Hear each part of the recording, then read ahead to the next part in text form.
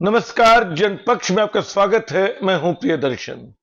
दोस्तों, आज बात एक फिल्म की जो पिछले कुछ दिनों में नेटफ्लिक्स पर रिलीज हुई और सोशल मीडिया में लगातार चर्चा में बनी हुई है। असल में यह फिल्म लेकिन गलत वजहों से चर्चा में बनी हुई है। इस फिल्म की चर्चा कई और कारणों से हो सकती थी जो स्थगित रह गई, जो मैं चाहता हूं कि करूं।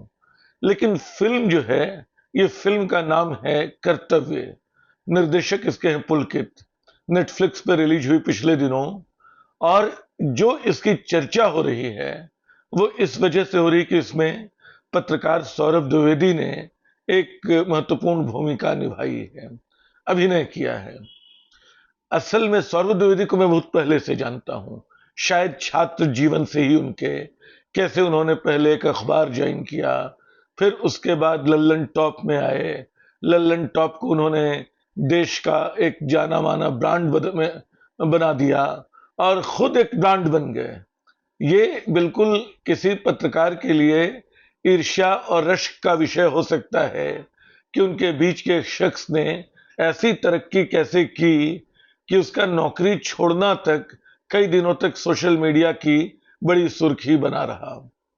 लेकिन जब वो फिल्म में अभिनय कर रहे हैं, ये उनका अधिकार है कि करें वो, यानी वो पत्रकारिता कर रहे हैं, अभिनय कर रहे हैं। कैसा अभिनय कर रहे हैं इस पे बात हो सकती है।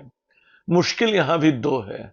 सौरभ द्विवेदी को लेकर राय लोगों की बटी हुई है, और इसी बटी राय के पूर्वाग्रहों के मुताबिक उनकी फिल्म को लेकर भी राय बन रही, उनके अभिनय को लेकर भी राय बन रही है। तो जाहिर है कि कई दिग्गज कलाकारों के बीच जो उनकी भूमिका है वह मुझे कई बार लगता है कि ठीक से विकसित नहीं हुई, सच है। लेकिन मैं उनकी भूमिका के इस फिल्म की चर्चा नहीं कर रहा हूं। सच तो यह है कि कर्तव्य एक बड़ी यथार्थवादी फिल्म की तरह शुरू होती है। एक इंस्पेक्टर है, पुलिस इंस्पेक्टर, जो बहुत ईमानदार है और जिसका जो एक उत्तर प्रदेश के गांव से आया है, शामली जिला दिखाई पड़ता है। और उसका परिवार जो है, उसका गांव जो है, बिल्कुल सामंती मूल्यों में लिथड़ा गांव है। यानी उस गांव में लड़कियों का अपनी मर्जी से ब्याह, अंतरजातीय ब्याह, ये सब बिल्कुल ऐसे जुर्म हैं जिसके लिए सजाए मौत के अलावा कुछ और नहीं है। गांव की पंचायत तय करती है किसको कैसे मारा जाए। गांव के बुजुर्ग बताते हैं कि खानदान की नाक कटा दी इसने, इसको खत्म कर देना चाहिए। इस इंस्पेक्टर का भाई भी एक लड़की से जो दूसरी जाति की है प्रेम करता है, और उसको लेकर वो गायब हो जाता है। उसके बाद पूरा परिवार, इस इंस्पेक्टर का परिवार भी और जो दूसरा परिवार है लड़की का परिवार भी, दोनों जो हैं अब इन दोनों की जान के पीछे लगे हुए हैं। पहले तो एक बहस चलती है कि मेरे लड़के के साथ तुम्हारी लड़की नहीं गई है, पहले ये साबित हो जाए।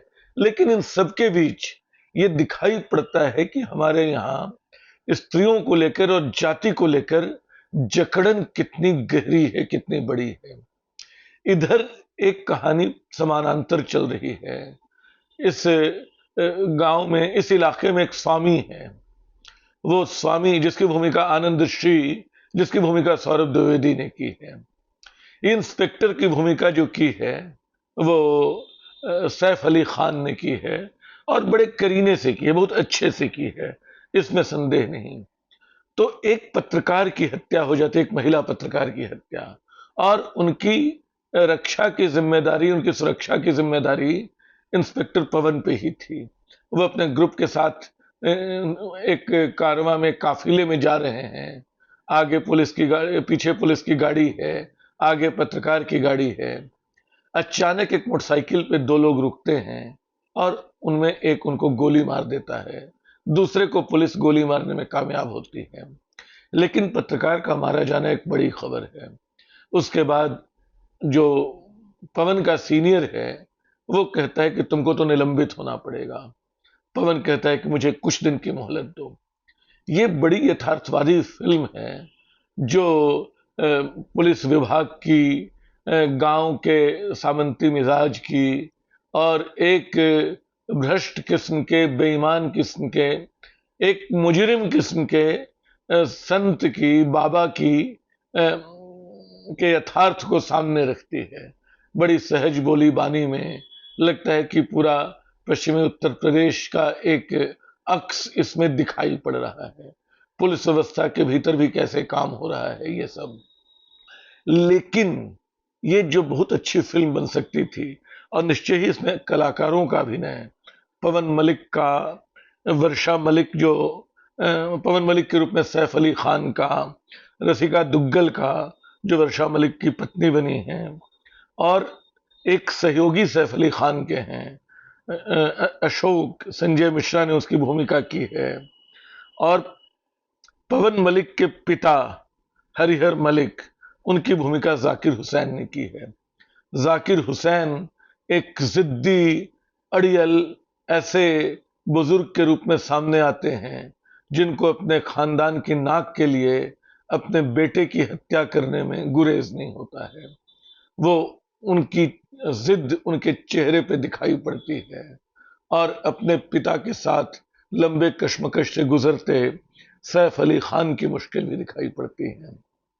लेकिन इस बहुत अच्छी फिल्म के साथ एक अचानक एक हड़बड़ाया अंत जैसे कई संभावनाओं को खत्म कर देता है। कम से कम 3 मुद्दे हैं। चूंकि हम लोग कहानियों में, सिनेमा की हो चाहे कहीं और की हो, एक अंत देखने के आदी हैं, किसी समस्या का एक हल देखने के आदी हैं, तो कम से कम 3 बातें इसमें हैं। एक तो पत्रकार की हत्या हुई है। ये पता चलता है कि पत्रकार यो उस बाबा के गिरोह में कई नाबालिग बच्चों का इस्तेमाल होता था, उनको बाकायदा शूटर बनाया जाता था और बाद में उनको मार दिया जाता था। तो ऐसे गुमशुदा बच्चों की खबर लेने आई है, और शायद उसके पास कोई खबर है। ऐसा ही एक नाबालिग उसको गोली मारता है, और उसको गोली मारने के मतलब इस नाबालिग को भी मारने की कोशिश होती है। ये नाबालिग पहुंच जाता है, इंस्पेक्टर के हत्थे चढ़ जाता है, वो उसको बचाने की कोशिश करता है। पूरी कहानी नहीं बताऊंगा, लेकिन मैं जो फिल्म है उसकी नाकामी ये है कि ये न ठीक से उस बाबा का कुछ न्याय कर पाती है। जो इन दिनों फिल्मों में होता है कि अगर आप न्याय नहीं दिला सके तो गोली मार दें, तो बाबा तक वो इंस्पेक्टर नहीं पहुंच पाता है। दूसरा, अपने भाई और अपने भाई की पत्नी को, जिसको ये बचा के रखने की कोशिश करता है, उसको भी बचा नहीं पाता है।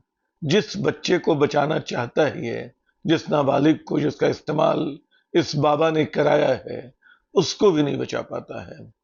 तो कम से कम 3 अनसुलझे मुद्दे हैं जहां ये फिल्म दर्शकों को थोड़ा मायूस करती है। हालांकि इसका एक दूसरा पक्ष भी हो सकता है।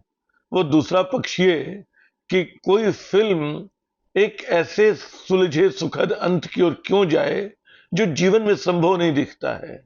अगर जीवन में हम तथाकथित झूठी शान के नाम पे की जाने वाली हत्याएं नहीं रोक पा रहे हैं, हम ऐसे अधर्मी मुजरिम किस्म के बाबाओं को नहीं रोक पा रहे हैं, हम अगर पुरानी पंचायतों की सामंती जकड़न को नहीं रोक पा रहे हैं, तो फिल्म में उनको क्यों दिखाएं?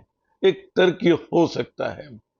लेकिन फिल्म की कहानी जिस तरह आगे बढ़ती है, उससे एक उम्मीद पैदा होती है। एक हारा हुआ नायक जो अंत में दुर्भाग्य से, मतलब वो 3-4 हत्याएं तो करता ही है। वो पुलिस इंस्पेक्टर अपने पिता को मारता है, बाबा के गुर्गे को मारता है, अपने एक साथी इंस्पेक्टर को मारता है। 3 हत्याएं वो करता है, बिल्कुल शहीदी अंदाज में कि अब जो होगा तो होगा। तो अगर निर्देशक एक इंस्पेक्टर को इस तरह की छूट देता है, तो मुझे लगता है कि कहानी शायद जल्दबाजी में खत्म करने की, फिल्म छोटी है, शायद पूरे 2 घंटे की भी नहीं है, 1 घंटा 38 मिनट या ऐसा ही कुछ, उसका नहीं 108 मिनट ऐसा ही कुछ है, 120 मिनट की भी फिल्म पूरी नहीं है। लेकिन फिल्म आपको बांधे रखती है, अंत तक बांधे रखती है। और ये सच है कि सौरभ द्विवेदी के अभिनय से जो अपेक्षा थी पूरी नहीं हो पाती है। इसके बावजूद फिल्म अपने अनसुलझे सवालों के साथ ही आपको थोड़ा सा बेचैन तो छोड़ जाती है। लगता है कि काश इन सवालों का कोई हल मिल जाता, काश न्याय हो पाता, काश एक बच्चे को बचाया जा सकता, काश पुलिस तंत्र के भीतर इतनी बेईमानी न होती, काश ऐसे फर्जी बाबाओं का, गुनहगार बाबाओं का ऐसा एक छत्र राज न होता। ये सारे काश बने रहते हैं और लगता है कि इन काश से उबर आती फिल्म तो एक बड़ी फिल्म हो पाती, लेकिन वो नहीं हो पाती है। फिर भी इस फिल्म में ऐसे मुद्दे हैं जो चर्चा के लायक हैं। शुक्रिया।